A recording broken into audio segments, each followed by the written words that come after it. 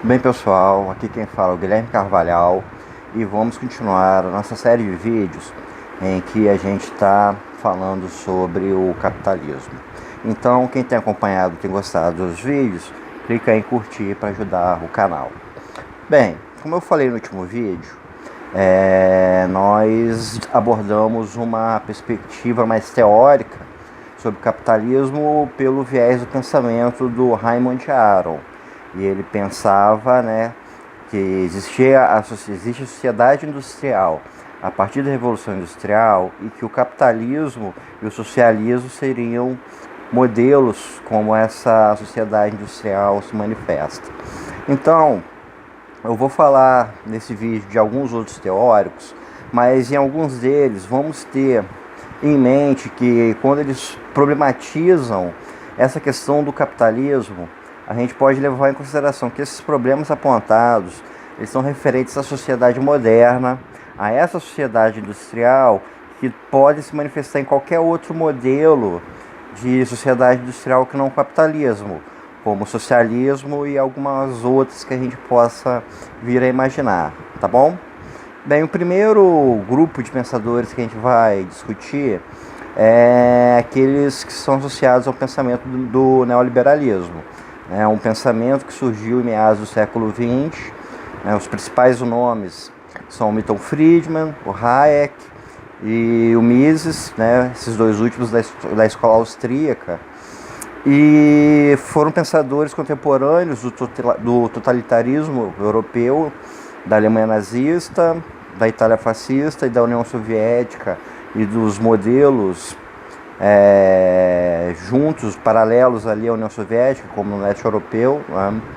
A perspectiva desses pensadores neoliberais é de uma defesa do capitalismo, e essa defesa do capitalismo, ela nasce de uma perspectiva de uma liberdade individual. Esses pensadores pensam que o Estado prejudica a liberdade individual. Então, quanto menos Estado, melhor. Isso a gente vai pensar não só na esfera econômica, mas no âmbito geral. O Estado não deve interferir no seu dia a dia, em nada na sua vida, nas suas escolhas, nos seus afazeres, em nada, absolutamente nada disso. Isso inclui a liberdade econômica, que aí é um ponto em que eles frisaram bastante, É um modelo de pensamento que ele sempre segue muito esse âmbito da economia, apesar de ser uma abordagem que não é limitada a isso.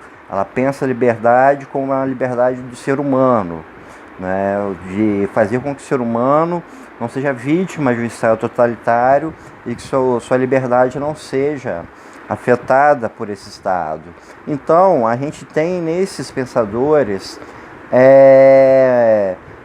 uma das maiores exacerbações do capitalismo, porque eles veem que o modelo capitalismo é o melhor para os indivíduos. É aquele que consegue fazer com que as pessoas possam dar o melhor de si, possam ser mais produtivas, possam exercer suas funções laborais, patronais, produtivas, sem que o Estado prejudique isso, e também eliminando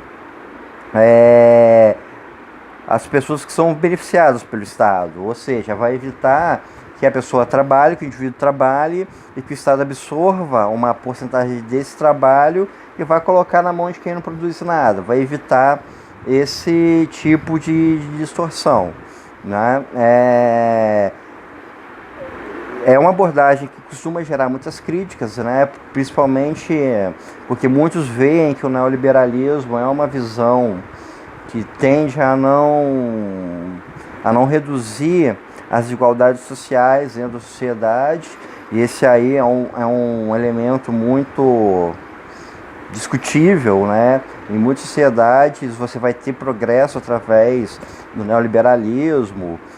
No geral, os defensores do neoliberalismo dizem que as sociedades que não obtêm algum grau de progresso, justamente as sociedades em que o Estado atrapalha esse progresso de acontecer, onde o Estado intervém de tal forma que prejudica a nação a poder prosperar. Então, de um modo geral, o neoliberalismo tem essa visão, né, de pensar que a eliminação do Estado é a melhor forma de você conseguir proteger a liberdade das pessoas e de criar as condições para a prosperidade, tanto das pessoas quanto da sociedade de um modo geral.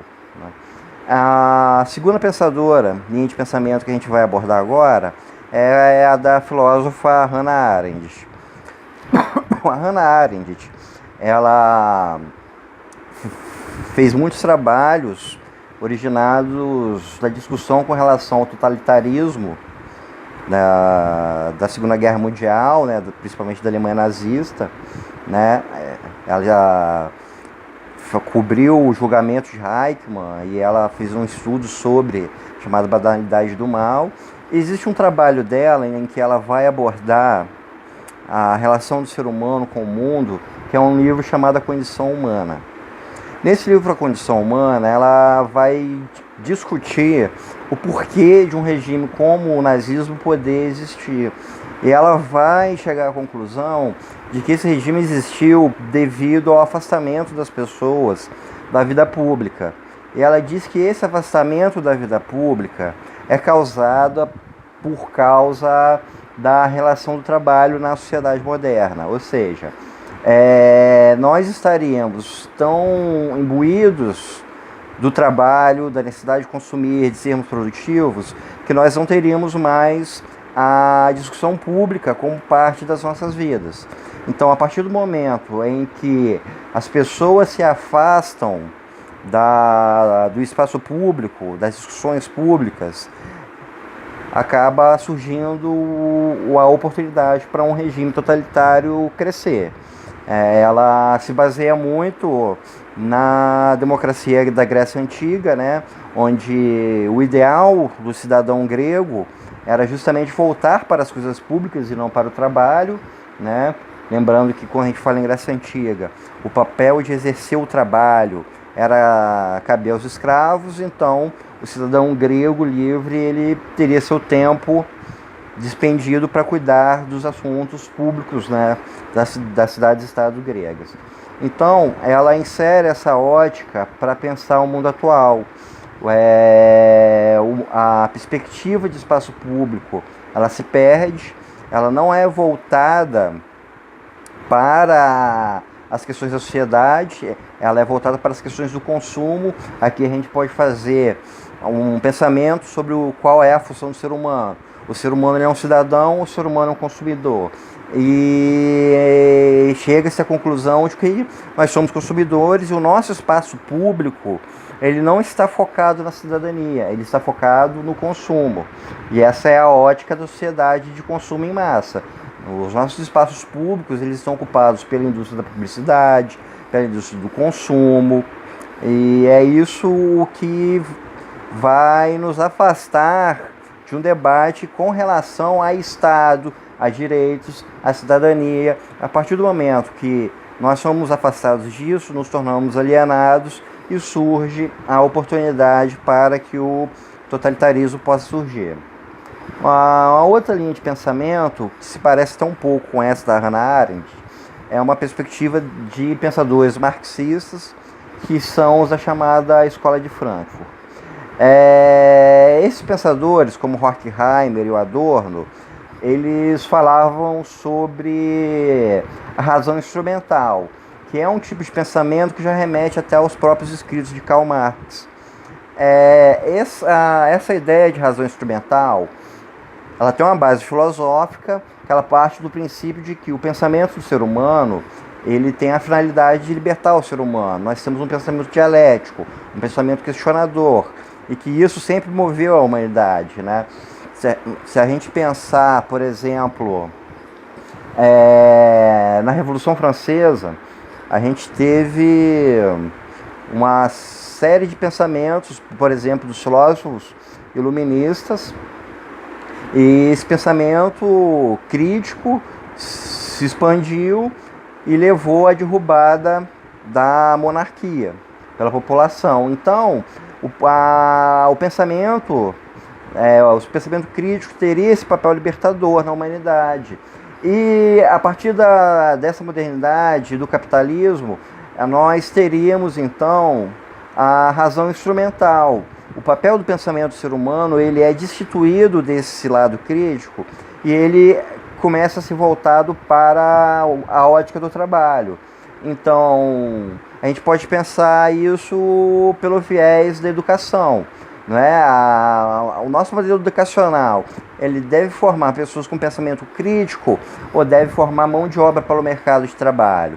A crítica dessa escola de Frankfurt, desses pensadores, é de que a nossa racionalidade, o nosso questionamento, o nosso pensamento, ele está focado para um utilitarismo. Nós devemos pensar com foco em produzir mais, em criar ideias inovadoras para o nosso trabalho, para nos capacitarmos e não para exercermos um senso crítico com relação ao mundo. E isso geraria uma alienação do ser humano com relação ao mundo.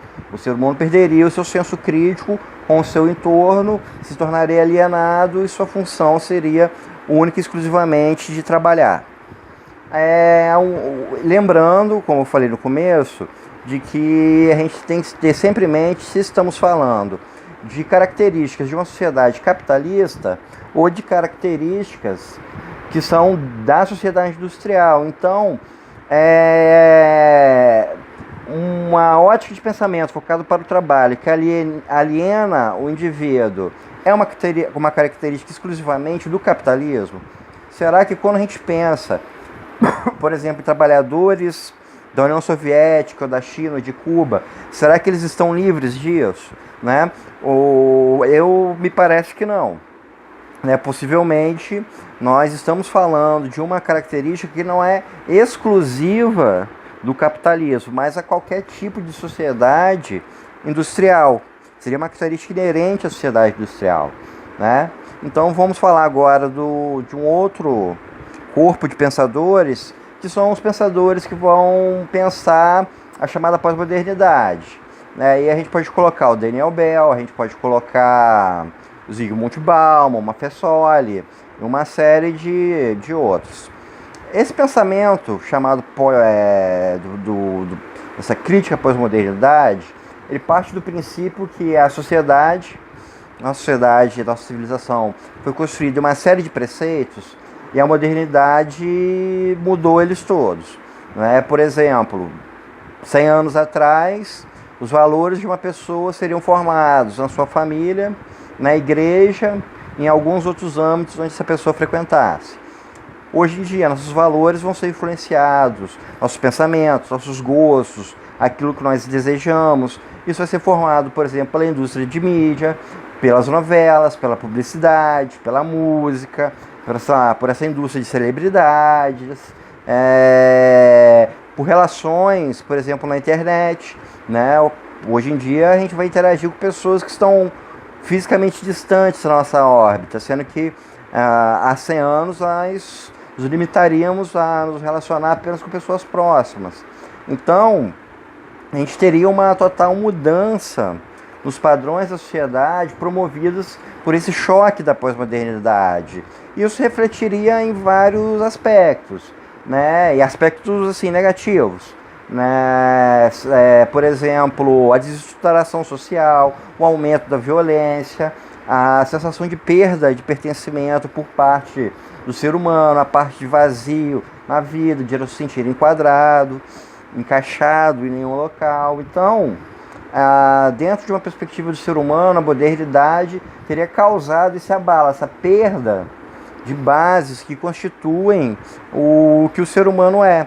Isso seria substituído por outros valores que talvez esses valores não necessariamente supram. É uma discussão longa que eu quero deixar para fazer alguns outros vídeos mais adiante, falando sobre essa questão de pós-modernidade. Mas eu já deixo aqui que é mais um elemento para a gente questionar se está associado ao capitalismo, se é um fruto da sociedade industrial, se outros modelos de sociedade industrial também teriam esses tipos de problema, e que aí remete a todos os outros pensadores que eu abordei anteriormente. Então, a gente fez aqui mais uma abordagem de pensadores referentes ao capitalismo, né? O primeiro corpo deles bastante favorável ao capitalismo, né? Que foram os neoliberais, depois a Hannah Arendt, a Escola de Frankfurt e os pensadores da pós-modernidade, que apontam várias críticas a esse modelo de sociedade que nós vivemos. E mais uma vez eu deixo aqui aquela reflexão, não é? Isso tudo é fruto do capitalismo? É algo inerente ao capitalismo? Ou é algo do que faria parte de qualquer outro modelo de sociedade depois dessa sociedade industrial? Então, gente, vamos encerrando aqui esse vídeo. No próximo vídeo eu vou fazer um encerramento sobre isso tudo, fazer uma conclusão, e espero que vocês tenham gostado. Muito obrigado pela atenção.